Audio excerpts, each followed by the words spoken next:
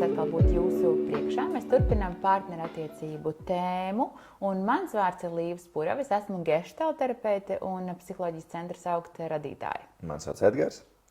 Esmu projekta Mūsdienīgas attiecības līdzautors un vīrs Līvai. Atgādinām, ka materiāls tiek filmēts priekš DGG Filter Free Parenting platformas, kur mēs bez filtra varam runāt par pāru attiecībām, jaunajām ģimenēm, sniegt atbalstu un iedrošinājumu dzīves grūtos brīžos. Tieši tā.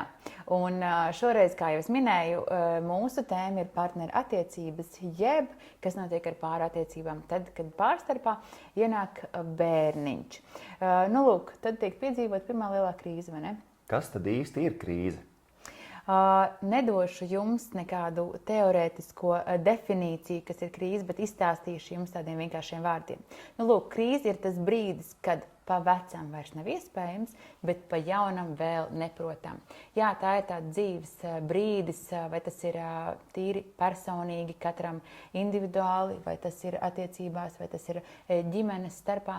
Krīze ir tas brīdis, kad ir nepieciešamība pēc pārmaiņām. Un tad, kad mēs saprotam, ka pa vecam vairs miedarboties, dzīvot, mēs vairs nevaram, tad šīs te vecās kurpes, šīs te vecās kurpes ir kļuvušas par mazu, tad vēl jaunās kurpes nav atrastas. Un tas ir tas brīdis, kas ir ļoti patiesībā tāds baiļu un trauksmes, nedrošības pilns, jo nezinām, kā tālāk dzīvot. Un bieži vien pāri šo te brīdi jauc, nezinot, ka tā ir krīze, domājot, ka tās ir attiecību beigas, kad viss mūsu attiecības ir beigušās. Bet patiesībā krīzes mūsu pārstarpā, ģimenes starpā notiek diezgan regulāri, un lai arī mēs ļoti atšķiramies katrs individuāli, šīs te krīzes patiesībā piedzīvojam tādas diezgan vienādas šajā te visā ģimenes ciklā. Jā, es gribētu teikt, ka mums, piemēram, bija raksturīgi, man bija raksturīgi domāt, ka šī krīze ir unikāla, vai šī problēma ir unikāla tikai man vai mums. Es domāju, ka no tā domāšanas stila ir jāizvairās, jo būsim reāli, cilvēki ir sarakstījuši daudz grāmatas, ir piedzīvojuši daudz krīžu un ir daudz pieredzējuši, kuri var mums pastāstīt par to, ka tas nenotiek tikai ar jums un ka šos pārbaudījumus sastop ik viens galu galā.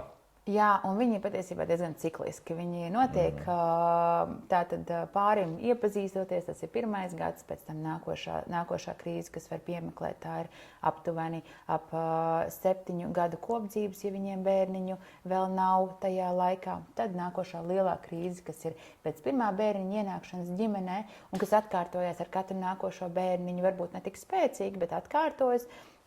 Un tālāk šīs te krīzes seko viena pēc otras. Un kā jau es teicu, lai arī mēs esam ļoti dažādi, arī attiecības mēs veidojam ļoti dažādas, tad šīs te krīzes patiesībā ir diezgan, kā jau Edgars teica, grāmatās ierakstīts un patiešām dzīvē arī notiek. Mēs šodien gribam parunāt par vienu konkrētu krīzi, vai ne? Un tā ir, manuprāt, diezgan liela krīze. Mēs runājam par pirmdzimto bērniņu. Jā. Tad šis notikums ietekmē tātad šo ģimenes modeli, jeb ģimenes sistēmu, un ģimenes sistēma, kā jau tu ļoti skaidri noraksturoja krīzi, tad šī sistēma vairs nevar palikt tāda, kā viņa bija iepriekš. Jo vecā dzīve vairs nav iespējama. Jā, savukārt jaunais modelis, jaunā kaut kāda vienošanās starp pāri un šajā ģimenē vēl nav izveidota. Un es teiktu, ka šis periods, vismaz personīgi priekš manis, bija tāds ļoti nedrošs, trauksmains, un es savā ziņā jutos arī vientuļš. Bet atkal, skatoties atpakaļ uz tām manām sajūtām, un tagad tā apzināti reflektējot par to, es saprotu, ka liela daļa nebija balstītas realitātē, respektīvi šeit un tagad, bet viņas nāca kā tāds pagātnes mantojums, kā tāda pagātnes bagāža jau no manu vecāku attiecībām, varbūt pat vēl tālāk. Tā kā es domāju, ka pirmais solis, jebkurā gadījumā, pirmais svarīgais solis ir būt tādam pētniekam, kas, man liekas, teiksim, attīstot šo spēju ļoti daudzās dzīves jomās, viņu var pielietot, tad būt tādam pētniekam un sākt pētīt sevi. Apzināt sevi, tātad no kurienes es nāku, no kāda ģimenes modeļa es nāku, jo tas visticamāk būs tas modelis, ko es apzināti vai neapzināti piekopšu arī savā jaunajā ģimenē, un saprast, ka šī te, manā gadījumā, vientulība, jo es vēl varētu saprast to trauksmu un nedrošību, to es varētu saprast, tās varētu būt realitātei balstīts, bet tā vientulība bija tāda nepamatota. Un tad es saprotu, ka tas īstenībā nav par šodienu, bet tas ir par kaut kādiem pagātnes notikumiem, kurus es arī varu varbūt aprunāt vai nu ar speciālistu, vai nu ar tevi. Kaut gan, es teiktu, zīdaiņa tādā periodā, es pieļauju, ka tādām sarunām ļoti daudz laika mums neatlika, ja es pareizi atceros, un tas varbūt pat nav tajā periodā darāms, bet jā. Nu, kā jau tu teici, pārmaiņas notiek visās jūsu jomās. Tas ir tīri individuāli, jums ir jaunas lomas, jūs kļūstat par vecākiem, kas iepriekš nekad nav bijis, un tam vienkārši nav iespējams sagatavoties. Es atceros, kā mēs tik ļoti gatavojāmies šīm te dzemdībām, šim te notikumam, kad bērniņš nāks pasaulē, bet vispār ļoti maz domājam par to, kas notiks ar mums uzreiz pēc tam. Jo likās, bērniņš būs piedzimis, un tad jau mēs dzīvosim cepurkuldam. Jā, es domāju, ka mūsdienās ir ļoti daudz iespēju. Tātad mums ir kursi, mums ir lekcijas, gan par bērniņa gaidīšanu, gan teorijas par pirmajiem bērniņa gadiem, gan par zīdīšanu, gan par tēva lomu. Es domāju, ka tādā ziņā tas ir mūsdienās tas ir ļoti liels pluss, jo kādreiz tādu iespēju nebija. Bet es domāju, ka ar šo lielo plusu ir arī nedaudz jāuzmanās no tādas lietas, kā, teiksim, novērst to fokusu no mūsu attiecībām. Jo galu galā tas būs tas fundaments, tas būs tas pamats, kas tad tur pēc tam atklāsies bērniņam piedzimstot. Un ja mēs būsim sevi novirzījuši tādās lietās, tādās ārišķās lietās, un mēs tikai tehniski gatavosimies, tad mūs sagaida problēma, es gribētu teikt. Jo mēs varam sagatavoties tehniski, mēs varam pat runāt ar cilvēkiem, kuriem ir bērni, un viņi var mums stāstīt, jā, tad šis ir tā. Bet es teiktu, ka tādu īstenu pieredzi, loģisku apsvērumu dēļ mēs duplicēt nevaram. Mums viņi ir, tāpēc, ka viņi ir ļoti individuāli, viņi ir ļoti personīgi, viņi ir ļoti intīmi, un to var piedzīvot tikai es vai mēs kopā. Tā kā tam īsti 100% sagatavoties mēs nevaram. Noteikti nevar, jo nekur līdzīgas pieredzes nav. Šī pieredze, šī bērniņa piedzimšana ir ļoti unikāla pieredze, kuru nekur citur patrenēties nav iespējams. Ir iespējams lasīt par to, ir iespējams konsultēties ar citiem, ar speciālistiem, ar draugiem, kā tu teici. Un jau atkal pagātnes pieredze mums var arī nospēlēt ļoti labi. Piemēram, ja es esmu vecākais bērns daudz bērnu ģimenēs, esmu darbojies ar maziem bērniņiem, ar zīdaiņiem, varbūt pat man tas ļoti tehniski noderēs.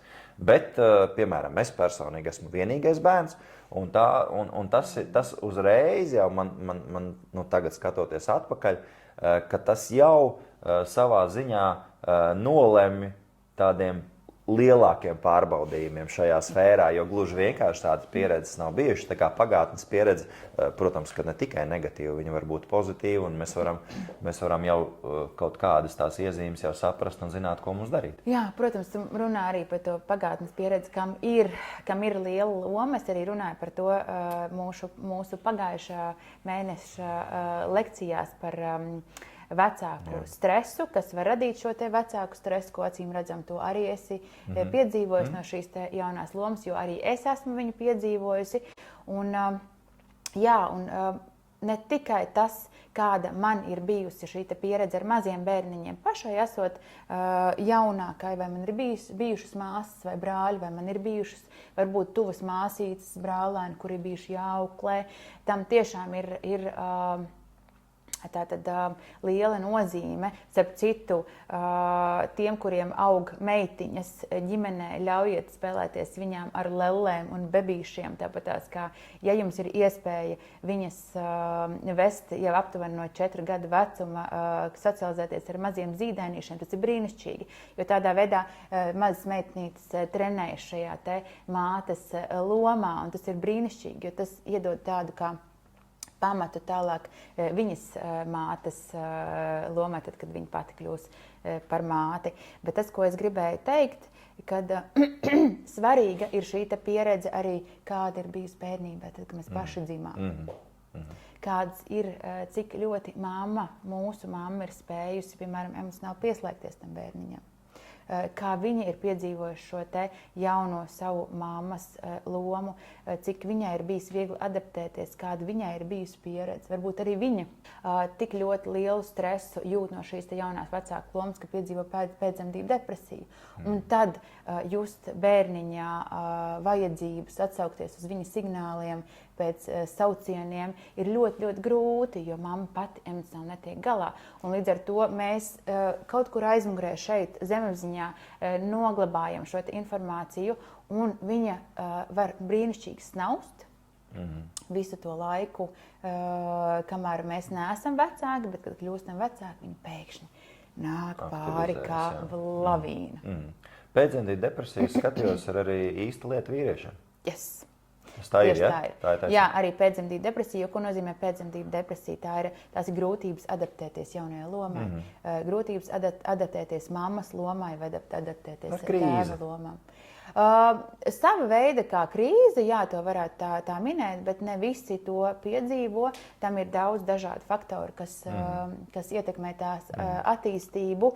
Varbūt, ja ir iepriekš piedzīvot arī depresija, piemēram, bijuši depresīvi traucējumi, tad bērniņa piedzimšana šo te stāvokli var atkal aktivizēt. Bet tas ir ļoti, ļoti individuāli, bet vispārnāti sakot, tās ir grūtības adaptēties tātad jaunajai lomai. Jā, es gribētu teikt, ka šī te refleksija, par ko mēs runājam, par pagātnes pieredzi, par pagātnes vidi, no kuras mēs nākam, un par to krīzi, kas tad mums ir šī te bērniņa piedzimšana, es domāju, ka šo te apzinoties jau ir tāds kārtīgs pussolis spērts uz priekšu. Tātad tas ir tas pirmais. Es teiktu, ka atlikušais pussolis būtu, tad, kad katra krīze piedāvā kaut kādus tos savus uzdevumus, kas ir jāpārvar. Un, ja nemaldos, tad par šo mēs turpināsim runāt nākamajā video. Jā, nākamajā video mēs noteikti runāsim par to, kādi uzdevumi ir jāveic šajā krīzē. Jo brīnišķīgi, ja jūs šo zinat, jo tad jums ir tāds foršs skatījums nākotnē un virziens, kurā virzīties abiem diviem kopā. Jā, pat arī, ja varbūt šis te uzdevums pašlaik liekas tāds liels, un varbūt es pašlaik nevaru to izdarīt.